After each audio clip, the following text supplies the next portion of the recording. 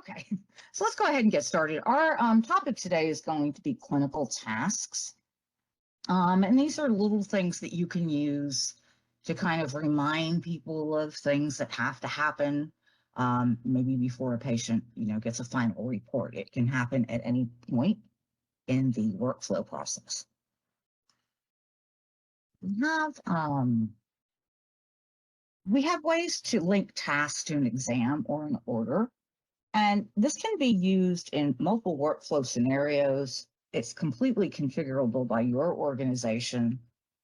We have some examples that we find useful, but it's really the customer's choice of how they're using this and what they want to do with it. So you can have maybe requesting prior images from another facility, particularly for mammo. It could be for any type exam. We also have customers that use it for a wait list. So if a patient schedules and it's kind of far out and they say, hey, if you have a cancellation, can I come in sooner? Well, you can put them on a wait list and kind of keep track of it, and it'll show you when they're originally scheduled. And then you go by today's date on whether or not they might want to come in.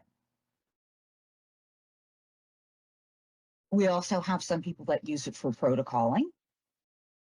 And protocoling, as in tech talks to the doctor, finds out what kind of sequences they want on an MRI, what they want injected on a contrast study. So the protocoling, there's other protocoling in the system, but this would be more for kind of doctor to tech communication. And then we can use it for just contacting a referring physician if maybe there's a question or something. And basically any task that needs to be completed in various stages of the workflow.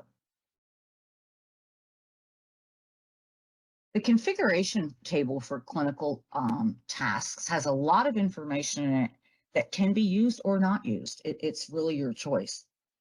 So I have a couple examples here on the left-hand side, and it's maybe the nurse needs to call the patient for an interview. We've had some facilities that do very invasive outpatient procedures, and they want the nurse to kind of interview the patient before they even schedule the exam. So we have a few here: call referring, wait list, protocol list, and priors that we just discussed on the last slide.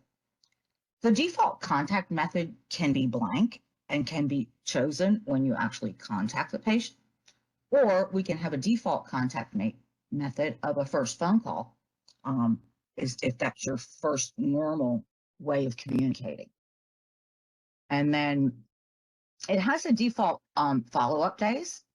So what you can do with this is maybe you're going to call for those priors today with the first phone call.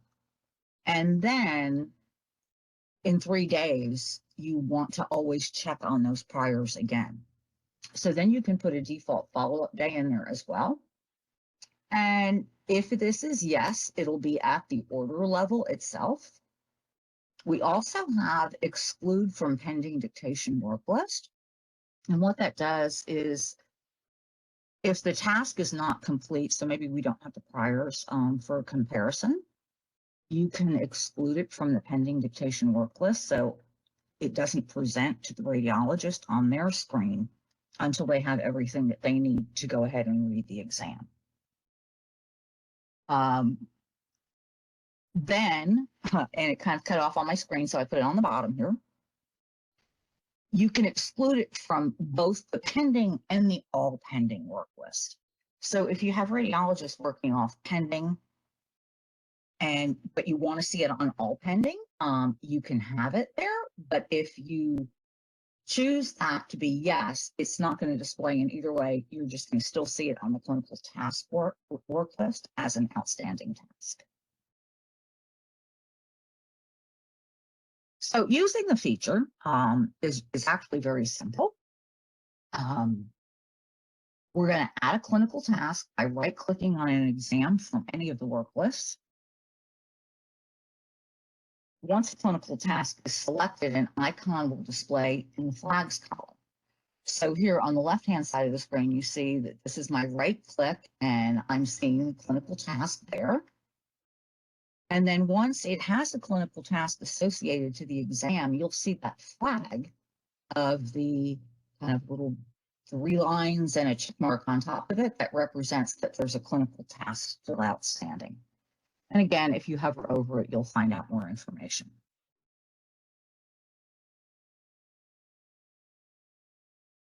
So then we have from there the clinical task work list. And from here, sorry.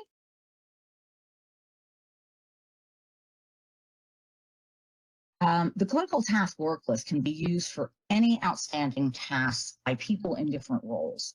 So it's not specific for just the schedulers or just the techs or, just billing. You can have anything in there that you want. And then the examples that we have here is schedulers may need a verification on the order. Front desk may need to verify that the patient actually brought in the script. Technologists may need priors before even doing the exam. All roles will work off the same work list, but we can filter them and save it just for their own responsibilities, just like any of our other work lists are. So once you have tasks on your work list, and it's kind of hidden in the background here, but if you right click, you can see the clinical task here, or if on the bottom right hand side of the screen, you'll also see clinical tasks here. So the task screen is showing you that this is showing me that this task is actually complete. But where I'm seeing this is in the patient folder. So once you have a completed task, it's no longer on your work list. Okay, but it will exist in the patient folder. So you can see on this one, I was adding a new task, but I saw before that the nurse was to call the patient, and that was completed on 8/10 by myself. So the nurse did call the patient. It's now not on the clinical task work list, but it does exist in the patient folder. And then the one that I'm adding is to need priors for comparison.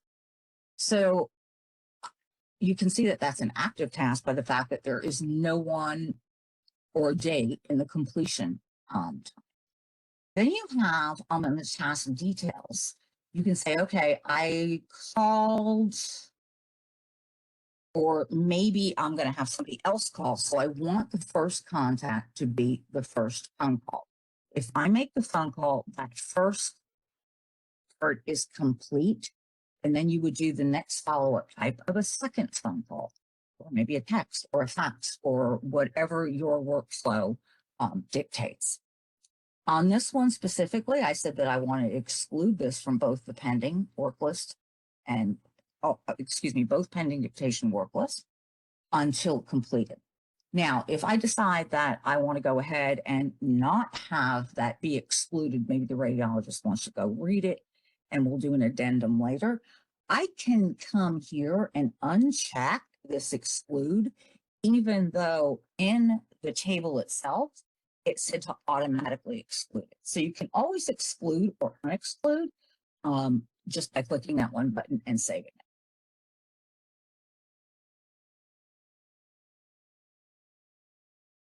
Okay, so when we're adding a task, you can have the contact type, and these again are chosen by your organization.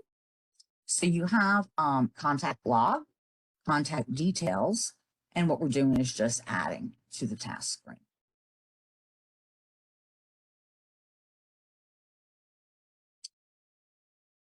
When I'm adding the new task, I have the option of adding a note, and I will see any other prior notes associated with that task from the list itself if I just go to the task details.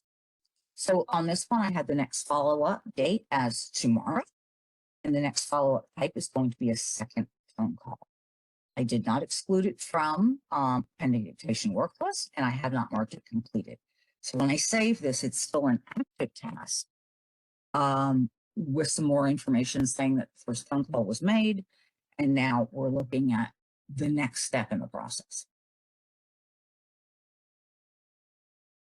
And just completing it, you simply check this completed box here on the from the task work list, and it is gone. So now it only exists in the patient folder. So it's pretty simple.